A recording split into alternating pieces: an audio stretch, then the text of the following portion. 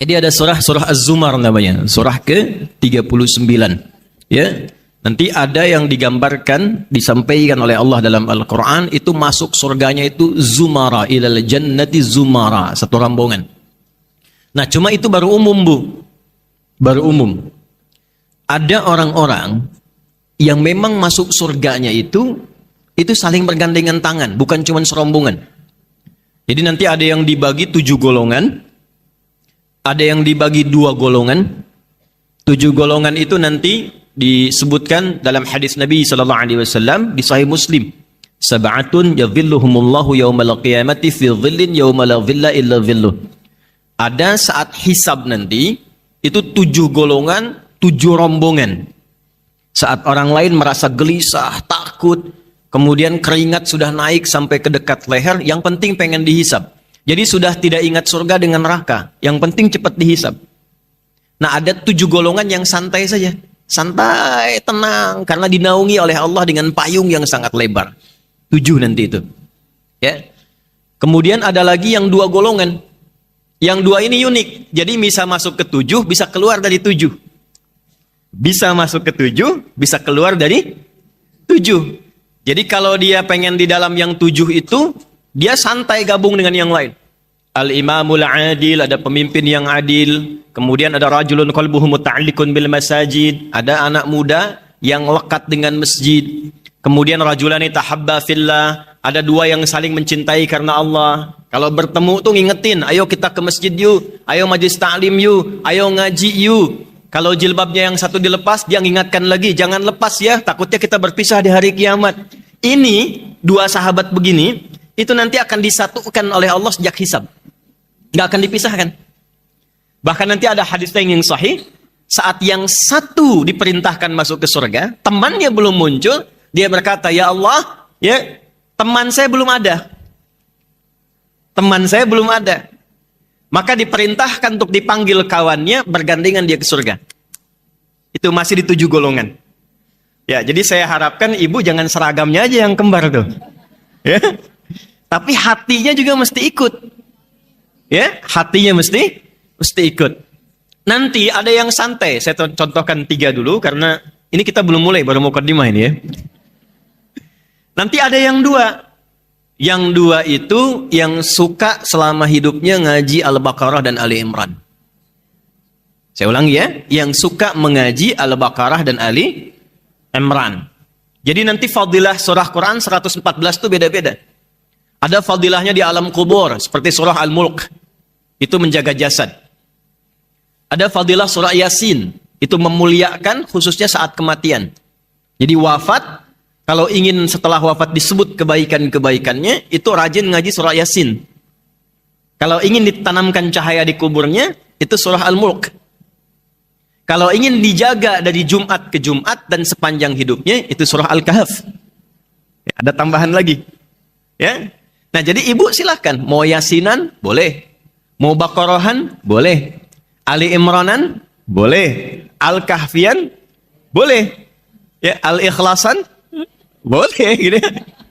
Al-Ikhlas nanti ada nasabnya juga. Semua surah Al-Quran itu ada fadilahnya. Kalau ibu nggak percaya, ya silakan. Minta cepat, besok dikubur kelihatan. Ya. Jadi yang 2 itu, Al-Baqarah dan Ali Imran. Nah, yang ingin saya tekankan, ada yang saling bergandengan. Dan yang digandeng ini bukan cuma temannya. Yang digandeng ini ada orang tuanya, ada anak-anaknya, ada pasangannya, plus di belakang ikut rombongan kawan-kawan dan keturunannya. Ibu mau? Mau nggak? Baik.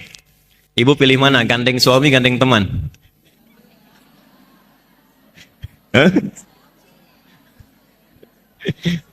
Waduh, mau bilang teman di depan suaminya ada gitu. Bilang suami temannya bingung. Ya, yang ini nggak ada pilihan. Pokoknya semua digandeng. Jadi suami itu pasangan, suami juga gandeng istri, langsung. Nanti ada orang tua, ayah dan ibu. Kemudian ada keluarga di belakang, lalu rombongan-rombongan yang lain mengikuti. Itu di Quran surah ke-13, Ar-Ra'du, ayat 23-24. Saya ulangi, Quran surah ke-13 Ar-Ra'd ayat 23 sampai 24. Kita belum mulai ya Bu, ini baru mukadimah ya. Makanya saya agak cepat sedikit. Perhatikan baik-baik. Surga, saya ulangi, surga. Siapa yang pengen ke surga? Siapa yang pengen surga Firdaus? Yang sesurga bersama istri-istri Nabi? Saya. Siapa yang merasa amalnya sudah cukup banyak? Siapa yang merasa salahnya banyak? Siapa orang aneh yang hadir pagi ini? Amal sedikit, salah banyak, pengen ke surga Firdaus sama istri Nabi. Nah itulah BKSM. Lalu kita ambil rumusnya. Yuk pelan-pelan. Surga itu ada 8 pintunya. Dan 8 jenisnya. Saya ulangi ya. Ada 8 pintunya, 8 jenisnya. Nanti di pintunya itu ada nama berdasarkan amal soleh. Saya ulangi, ada nama berdasarkan amal soleh. Misal, ibu rajin puasa. Ya, belum Ramadan sudah puasa. Puasa sunnah maksudnya ya. Senin, kemudian Kamis, puasa Daud. Ya. Puasa Daud tuh, kalau sudah puasa Daud, Senin Kamis berhenti Bu. Ya, jadi misal, Senin puasa, Selasa istirahat. Rabu puasa, Kamis istirahat. Itu konsepnya. Jadi levelnya naik. Di Senin dengan Kamis, tambah Ayyamul Bid, tengah-tengah misalnya, pindah ke puasa Daud, itu berhenti dulu yang Senin Kamisnya. Karena sudah diikutkan ke puasa Daudnya. Itu level yang tingginya. Walaupun tidak dilarang. Kalau ingin ditunaikan puasa di hari bertepatannya. Misal, Senin puasa, Selasa istirahat. Rabu puasa, Kamis istirahat. Kalau ingin puasa pun tidak dilarang. Tapi idealnya berhenti dulu. Lalu lanjutkan supaya siklus puasa Daudnya teratur. Dan yang disebut puasa Daud yang sunnah itu cuma puasa yang lekat dengan Nabi Daud. Jadi tidak ada di syariat kita sholat Daud misalnya. Ya, subuh sholat duhur tidak, asar sholat maghrib tidak. Jadi cuma puasa Daud. Baik ya. Nah, ibu rajin puasa. Sebelum Ramadan sudah berlatih puasa. Itu ketika pulang oleh Allah dikhususkan satu nama pintunya khusus untuk amalannya. Namanya Ar-Rayyan. Apa namanya? Ar-Rayyan. Baik.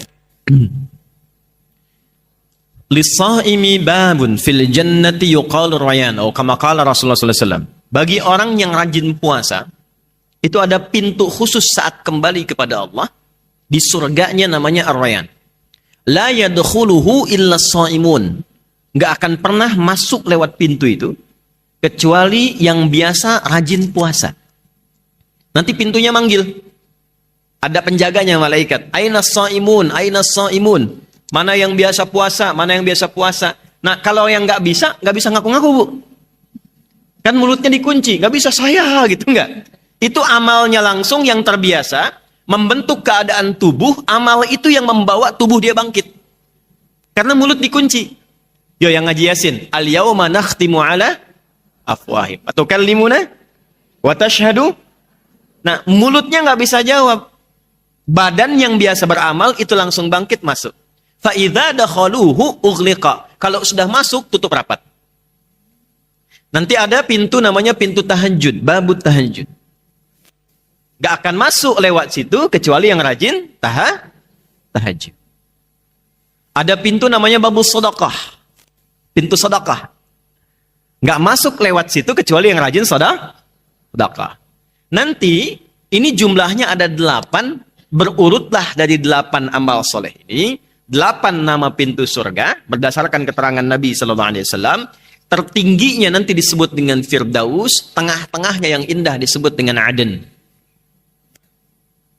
Jadi surga itu nanti ada Darussalam, Jannatun Naim, tengah-tengahnya ada surga Aden, itu tamannya yang paling indah. Tertingginya surga Firdaus. Nah, ada orang yang serombongan tadi kembali ke awal, itu diperintahkan oleh Allah masuknya lewat tamannya dulu yang tengah-tengah. Sehingga kelihatan semua keindahan surganya. Lalu diminta dia naik masuk lewat surga itu, mengelilingi semua surga. Ke setiap pintu surga. Dan dahsyatnya diperintahkan malaikat semua untuk berbaris di setiap pintu surga, memberikan selamat kepada golongan ini karena berhasil menunaikan amal saat di dunia dan mendapati kenikmatan yang tadi diberikan. Itulah di Quran surah ke-13 ayat 23 sampai 24. Yuk kita baca. Jannatu adni yadkhulunaha. Ada ayatnya? Baik. Ada satu rombongan di antara hamba Allah yang masuk surga lewat surga Aden. Keindahan tamannya. Pelan-pelan ya. Nanti saya berikan rahasianya. Dari di antara kita saja ya. Kenapa harus dibalas dengan taman yang indah dulu? Ada sekelompok manusia, hamba Allah, itu lelahnya, capeknya, pengorbanannya, pikirannya, tenaganya saat dia di dunia itu dibalas oleh Allah, dihilangkan semua, masuk lewat yang paling indah dulu, lihat taman. Ibu kalau sedang capek, lelah dengan suami, dengan keluarga, akhir pekan biasanya kemana? Rekreasi kan? Ya kan? Rekreasi itu untuk apa? Melepas penat, melepas lelah. Terkadang kan ada yang olahraga ke taman, jalan dan sebagainya. Itu prinsipnya. Jadi ada orang yang penat, capek, lelah saat di dunia karena punya amal saleh dan dia berusaha untuk mendapat ridha Allah, cari bekal untuk pulang. Itu ketika pulang dihilangkan oleh Allah semua penat, lelahnya, baru lihat saja sudah lupa dengan semua capeknya. Saking indahnya. Ya, makanya disebutnya Aden. Dan sering diambil jadi nama-nama kekinian. Ya, ada yang namanya Eden, kan? Eden Hazard ya, pemain bola itu kan, yang Chelsea kalau nggak salah pindah ya, sekarang di Arab itu. Saya nggak pernah nonton Bu, tapi saya hafal. Ya. Masuk lewat situ, perhatikan kalimatnya. Wa man salaha min abaihim. Tapi Allah tidak menghendaki dia masuk sendirian. Gandeng ayah ibumu yang saleh. Pelan-pelan ya. Wa azwajihim, gandeng pasanganmu yang saat di dunia itu kompak menyiapkan itu. Ini poinnya. Wa dzurriyyatihim, dan keluarga keturunan besar mereka di belakang. Ikut semua. Plus dzurriyyah itu bisa diartikan keturunan sampai dengan ke bawah, bisa nanti cabangnya yang teman-teman kumpul tadi itu. Belum selesai. Wal malaikatu yadkhuluna 'alaihim min kulli bab. Dan diperintahkan malaikat itu berbaris di setiap pintu surga menyambut rombongan parade ini masuk. Lalu mereka mengatakan, "Salamun 'alaikum bima sabartum." Selamat, tidak semua bisa masuk lewat sini dan tidak semua hamba Allah bisa melalui jalur ini yang disambut semua malaikat. Karena Anda bisa masuk sini, sabar saat beramal soleh di dunia. Fani'ma uqbad dar, sekarang nggak ada lelah lagi, nggak ada capek lagi. Silahkan nikmati satu tempat yang tidak pernah dijamah oleh makhluk manapun.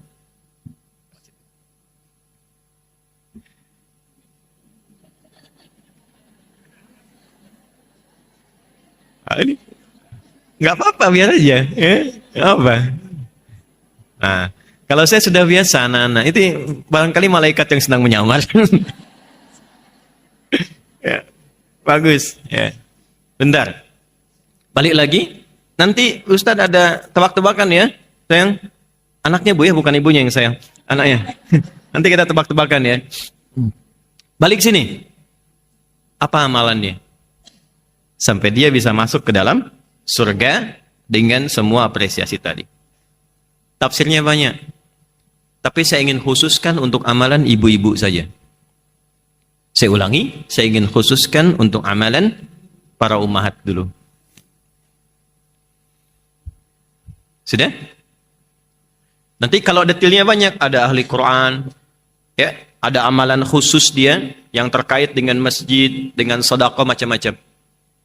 Untuk perempuan, amalan tertingginya sehingga mampu oleh Allah diberikan apresiasi tertinggi ketika masuk surga adalah meneladani keteladanan istri-istri Rasulullah sallallahu alaihi wasallam. Saya ulangi, meneladani keteladanan istri-istri Rasulullah sallallahu alaihi wasallam. Nah, jadi saat tema ini dituliskan dan disebarkan, bukan sekedar mengajak ibu untuk belajar, tapi visi besarnya diharapkan ini bisa menjadi kurikulum yang setelah pengajian ini diikuti, diteladani, dengan harapan saat pulang kita mendapatkan apa yang Allah janjikan lewat Quran tadi. Jelas ya?